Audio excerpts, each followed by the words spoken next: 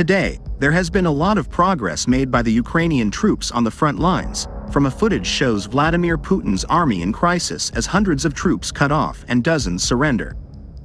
Putin's army tried to storm the PJSC Volchansky chemical plant on the right bank of the Vovcha River, but were caught out by a Ukrainian counterattack, and Russia's army suffered a significant military setback in its attempts to seize the city of Vovchansk. Located 73 kilometers north of Kharkiv, the city has been at the center of intense battles since Russian forces launched a surprise attack across the border in early May.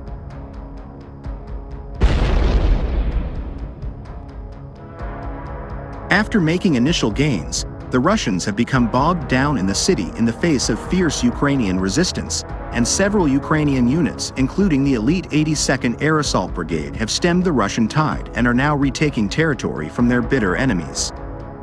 In an attempt to regain the initiative, Putin's army tried to storm the PJSC Volchansky chemical plant on the right bank of the Vovcha River, and Ukrainian forces launched their own attack west of the chemical plant and advanced several blocks to the north.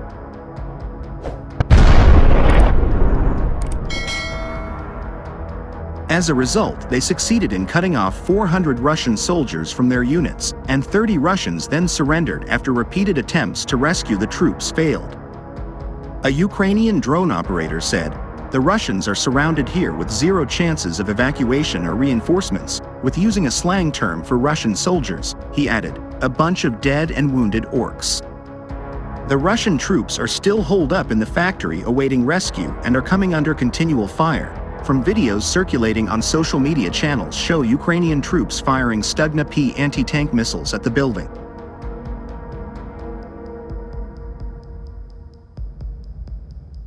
A recent video shot by a drone shows the scale of destruction in the city that used to be home to 17,000 people. The drone footage captures the scene in Vovchansk from sunrise on May 28 through to the following morning.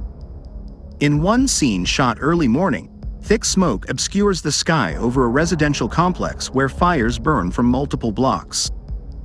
Around the apartment blocks, houses and buildings lie in ruins, roofs missing, blackened facades pockmarked with damage. The drone captures the moment a shell hits a building and debris flies into the air. The drone view pulls out wider to capture another impact.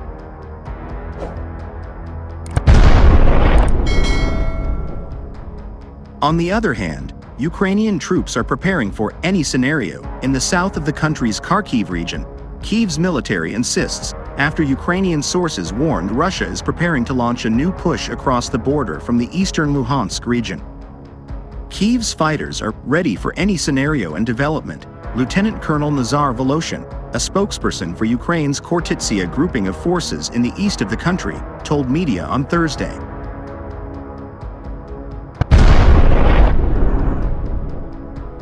Deep State, a popular Ukrainian war blog, said on Tuesday that Russia was accumulating around 10,000 soldiers and 200 artillery systems close to the Kharkiv village of Borova. Borova sits west of the Russian-controlled Luhansk city of Svatov, south of the Kharkiv settlement of Kupiansk. It was swept under Russian control in Moscow's initial invasion push in early 2022, but Ukrainian forces retook Borova as part of Kyiv's counteroffensive in October of that year.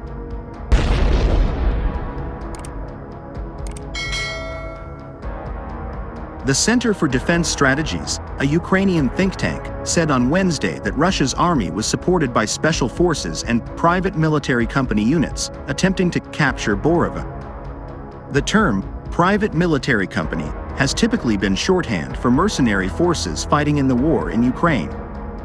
Ukraine's 3rd Separate Assault Brigade said on Tuesday that Russia was hoping to capture the Kharkiv village of Cherneshchina and Proshatrovnev, a settlement north of Cherneshchina just over the border of the Luhansk region. Moscow would then advance onto Borova, the brigade said.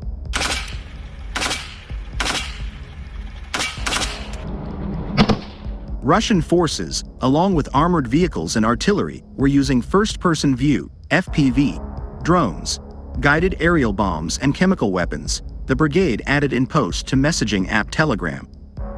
The enemy is sending entire platoons and companies of personnel to storm our positions. In early May, Russia launched a new cross-border offensive into the north of the Kharkiv region.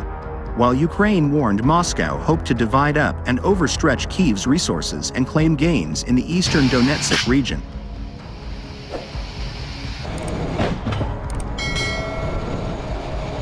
Russia quickly gained a smattering of settlements along two chunks of the border. Moscow's pushes focused around the village of Lipsy within around 20 miles of the regional capital, Kharkiv city, and the border city of Vovchansk.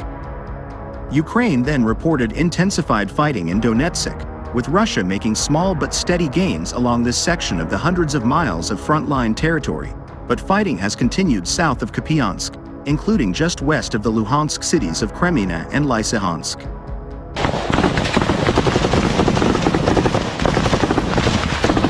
Ukrainian defenders are trained and motivated. They know what they are fighting for, Voloshin said, and Ukraine's military leadership knows everything about the enemy in that area and will plan accordingly, he added. Ukraine's General Staff said in an operational update at 7 p.m. local time on Thursday that Russia had dropped 6 cab-guided aerial bombs across the border on areas including Vovchansk and Lipsy.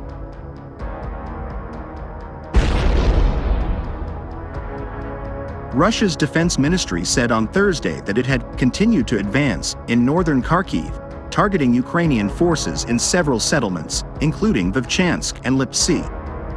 A separate grouping of Russian forces occupied more advantageous positions at several points east of Kupiansk and down to the Luhansk border with Donetsk, Moscow said, adding it had repelled 2 counterattacks from Ukraine's 3rd Separate Assault Brigade.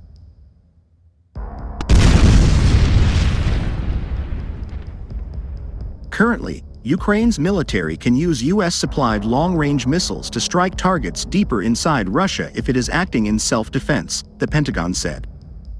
The US had previously maintained a policy of not allowing Ukraine to use the weapons to hit targets inside Russia for fear of further escalating the war with Russia, but Joe Biden had earlier loosened those restrictions to help Kyiv defend city of Kharkiv. As those forces Russian conducting those types of operations from across the border, we've explained Ukraine can and does have the right to fire back to defend themselves.